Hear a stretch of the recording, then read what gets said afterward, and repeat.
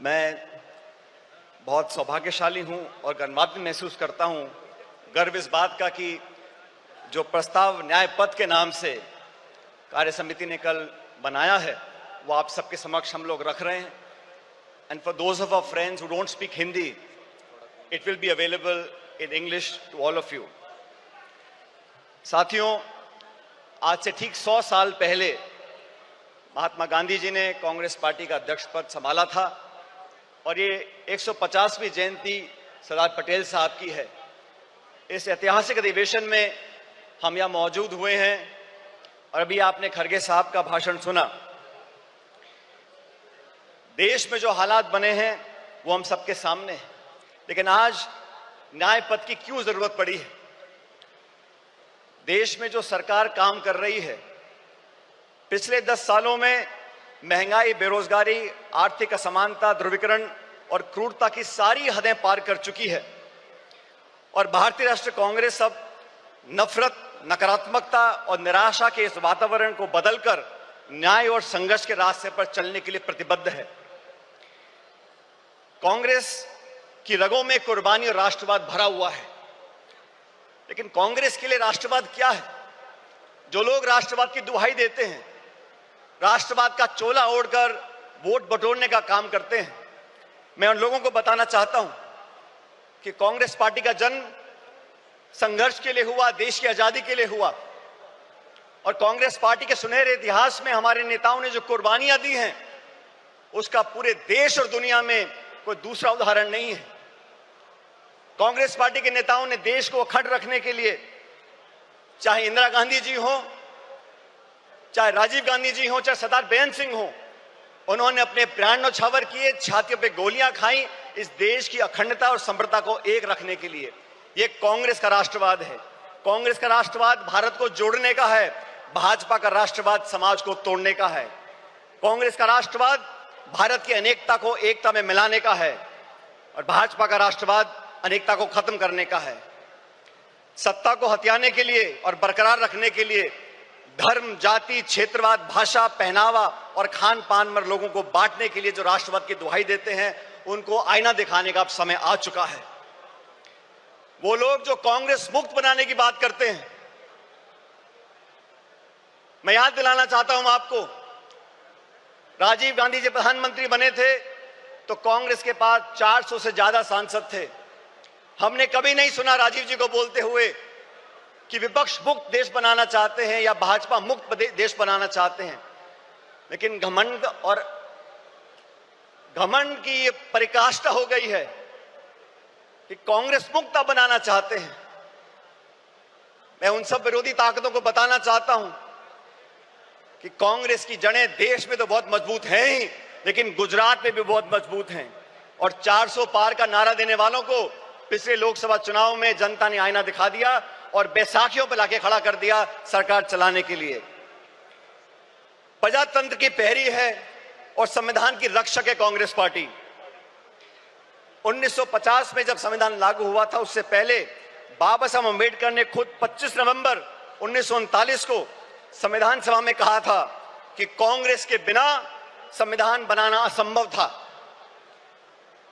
पिछले 75 सालों में कई सरकारें देश में आई, कांग्रेस की और गैर कांग्रेस की, लेकिन हर सरकार ने मूलतः संवैधानिक संस्थाओं को पोषित करने का काम किया, संवैधानिक संस्थाओं को संरक्षण देने का काम किया। लेकिन दुर्भाग्य से पिछले 10 साल से जो सरकार दिल्ली में बैठी है, उन्होंने जानबूझकर नीतिगत तरीके से सभी संवैधानिक संस्थाओं को जानबूझकर खोखला करने का काम किया है, उनकी पारदर्शिता को समाप्त करने का काम किया है। और ये आज की बात नहीं है। फरवरी 2000 में भाजपा की सरकार ने संविधान की समीक्षा के लिए एक आयोग बनाया और साजिशपूर्ण तरीके से खिलवाड़ करने की कोशिश करी, लेकिन राष्ट्रव्यापी विरोध किया कांग्रेस ने, पूरे देश के लोगों ने उनको अपने हाथ पीछे खींचने पड़े। और 2024 के लोकसभा चुनाव से पहले भाजपा नेताओं ने खूब कहा 400 पार करा दो और भाजपा के सांसदीय उम्मीदवारों ने कई बार नारा देकर अपनी दुर्भावना को प्रकट किया कि कैसे वे संविधान के खिलवाड़ करना चाहते हैं। साथियों, भाषण देना अलग बात है, लेकिन सरकार के कामकाज को आप देखिए। 6 वर्ष पहले भाजपा सरकार ने सदन में कहा था कि जम्मू कश्मीर को पूर्ण दर्जा देंगे।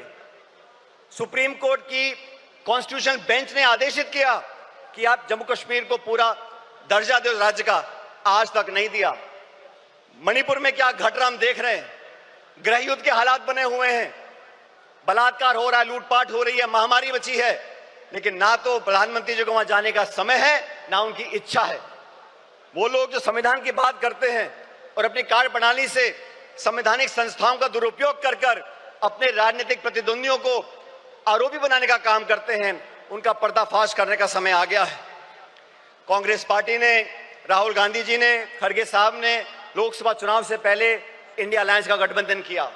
देश के सामने जो चुनौतियां थी उसका सामना करने के लिए समान दृष्टिकोण रखने वाले दलों को साथ लेकर आए थे और भविष्य में भी भाजपा सरकार को चुनौती देने के लिए संसद के अंदर और संसद के बाहर समय पड़ने पर तमाम हमारे इंडिया अलायंस के गठबंधन के साथियों के साथ हम चर्चा कर आगे बढ़ने का काम करेंगे। मैं धन्यवाद देना चाहता हूं राहुल गांधी जी का। सामाजिक न्याय की लड़ाई लड़ने का अगर रास्ता किसी ने दिखाया है तो राहुल जी ने दिखाया है। 1951 में जब सुप्रीम कोर्ट ने देश में आरक्षण को खत्म कर दिया था तो पंडित नेहरू जी की कांग्रेस सरकार थी जब वो अध्यादेश लेकर आए और संविधान में हमेशा के लिए आरक्षण का रास्ता परस्त कर दिया था। वो राजीव जी ने, इंदिरा जी ने उस रास्ते को अपनाया और मुझे खुशी है कि आज खड़गे साहब और राहुल जी ने ये बीड़ा उठाया है कि सामाजिक न्याय दिलाने की जिम्मेदारी अपने कंधों पर ली है। देश में बैकलॉग है, SC, ST, OBC महिलाओं पर जो अत्याचार और हो रहे हैं, लगातार 13% की वृद्धि उसके अंदर हो रही है। देश का सद्भाव, सर्वधर्म समभाव, आज जो टकराव पैदा किया गया है, भाई को भाई से लड़ाने की जो एक साजिश रची जा रही है, उसके खिलाफ हम सब कांग्रेस जनों को साथ खड़ा होना होगा। बिना संकोच के हमें कहना होगा, जैसा सरदार पटेल ने 1948 में जयपुर के अधिवेशन में कहा था कि कांग्रेस और कांग्रेस की सरकारें इस बात के लिए प्रतिबद्ध हैं कि भारत एक सच्चा धर्मनिरपेक्ष राज्य हो। हमारी अलग अलग पृष्ठभूमियां हैं, संस्कृति है, वेशभूषा है, खाना पीना है, भाषाएं हैं, लेकिन जो लोग उत्तर दक्षिण के राग में धर्म, जाति, गोत्र के नाम पर लोगों को बांटना चाहते हैं, उन लोगों से हमको सावधान रहना पड़ेगा। भारतीय राष्ट्रीय कांग्रेस प्रतिबद्ध है कि धार्मिक, भाषाई, जातिगत व क्षेत्रीय बंटवारे की सियासत को हम आखिरी दम तक लड़ते रहेंगे। देश को ना बंटने देंगे, ना बांटने वाली ताकतों को बढ़ने देंगे। हमारा वही नारा है, नफरत छोड़ो और भारत जोड़ो, जो नारा राहुल जी की यात्रा में हम सब लोगों ने बड़ी गुरजोर से कहा था। महिला अधिकार की बातें करते हैं, आदि आबादी और पूरा हक, ये कांग्रेस का संकल्प है। एनी बेसेंट से लेके सरोजिनी नायडू जी, नेली सेन गुप्ता जी, इंदिरा गांधी जी, सोनिया गांधी जी ने हमेशा महिलाओं के अधिकारों को पहली पंक्ति में लाने का काम किया है। पिछले एक दशक में महिला अत्याचार, शोषण, प्रताड़ना, अपराध इतने बढ़ गए हैं कि भारत मां की आत्मा पूर्णतः छलनी हो गई है। केंद्र की भाजपा सरकार के आदेश पर महिला पहलवान बेटियों को दिल्ली की सड़कों पर जो घसीटा गया, या मणिपुर में मां बहनों को सार्वजनिक तौर से निर्वस्त्र कर घुमाया गया, हाथरस से लेकर उन्नाव तक भारत मां के सीने पर ऐसे हजारों घाव हैं। आए दिन देश की बेटियों के बारे में भाजपा के मुख्यमंत्री, केंद्रीय मंत्री और उनसे संबंधित संस्थाएं जिस प्रकार उनके पहनावे, आचरण, चरित्र, बाहर जाने के समय उनकी स्वतंत्रता, खान पीन व निर्णय लेने की क्षमता को लेकर लगातार आपत्ति उठाते रहते हैं, उसका हमको विरोध करना पड़ेगा। ये वो सरकार है जो किसानों का विरोध करती है। मुझे फक्र है कि हम उस पार्टी के कार्यकर्ता हैं जिसने संकल्प लिया है कि हम लोग किसानों का MSP पर एक कानूनी अधिकार जनता को देंगे और 50% से ऊपर समर्थन मूल्य किसान को मिलेगा। श्वेत क्रांति, हरित क्रांति, मिनिमम सपोर्ट प्राइस, ये सब कांग्रेस की सोच का परिणाम रहा।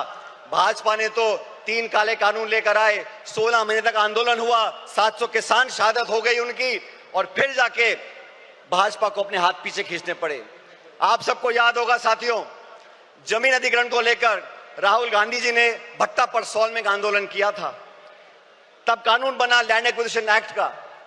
उस भट्टा परसौल के आंदोलन के बाद से तमाम चंद उद्योगपति और भाजपा की सरकार ने मिलकर राहुल जी की छवि को धूमिल करने का काम किया था।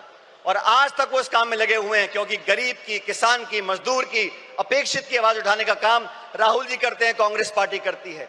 आज इस अधिवेशन से, इस प्रस्ताव के माध्यम से हम एक बार फिर किसान के प्रति अपने समर्थन को रेखांकित करना चाहते हैं। अर्थव्यवस्था की हम बात करें 2 मिनट के लिए, मनमोहन सिंह जी की सरकार में 10 साल में 27 करोड़ लोगों को गरीबी रेखा से उठाया गया, 8% की जीडीपी ग्रोथ हुई। आज के जो हालात हैं, और कृपया करके गौर से सुनिए, इस देश के जो 1% सबसे अमीर लोग हैं, उनके पास देश की 40% संपत्ति है। 1% अमीर लोगों के पास 40% संपत्ति है, और जो निचले 50% लोग हैं, उनके पास मात्र 6.5% संपत्ति इस देश की है। हम लोग आज अधिवेशन मौजूद हैं, ये संकल्प लेके यहां से जाना पड़ेगा। कर्नाटका में हम लोगों ने संकल्प लिया कि 2025 संगठन का वर्ष होगा। साथियों, मैं चाहता हूं इस अधिवेशन की महक पूरे देश के हर गांव, हर ढाणी, हर कस्बे तक पहुंचे। जिस इच्छा शक्ति के साथ हम संघर्ष कर रहे हैं, जिस मजबूती से राहुल गांधी जी, मोदी जी और पूरी सरकार को चुनौती दे रहे हैं, उनके साथ कंधे से कंधा मिलाकर हम लोगों को राजनीतिक विजय प्राप्त करनी पड़ेगी। और राजनीतिक विजय प्राप्त करने के लिए संगठन को मजबूत करना बहुत जरूरी है। न्याय का संकल्प, संघर्ष का पथ। आज साथियों, हम एकजुट हो जाएं, पूरी दृढ़ इच्छा शक्ति के साथ न्याय का संकल्प करें, संघर्ष के पथ पर आगे बढ़ें।